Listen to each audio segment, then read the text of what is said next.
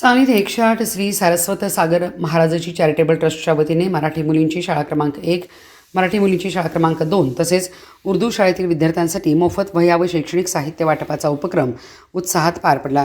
शैक्षणिक वर्षात गरजू विद्यार्थ्यांना आवश्यक शैक्षणिक साहित्य उपलब्ध करून देऊन त्यांच्या शिक्षणाला प्रोत्साहन मिळावे तसेच समाजातील सर्व घटकापर्यंत समान भावनेने मदत पोहोचावी या उद्देशाने हा उपक्रम राबविण्यात आला। मराठी व उर्दू माध्यमातील विद्यार्थ्यांना एकाच व्यासपीठावर शैक्षणिक साहित्याचे वाटप करून सामाजिक समरसतेचा संदेशही देण्यात आला। यावेळी विद्यार्थ्यांनी आनंद व्यक्त करत ट्रस्टच्या या उपक्रमाचे स्वागत केले। शैक्षणिक साहित्य मिळाल्याने विद्यार्थ्यांच्या अभ्यासाला चालना मिळणार असून अशा उपक्रमामुळे शिक्षणाबाबतचा उत्साह वाढण्यास मदत होईल असे उपस्थितांनी सांगितले।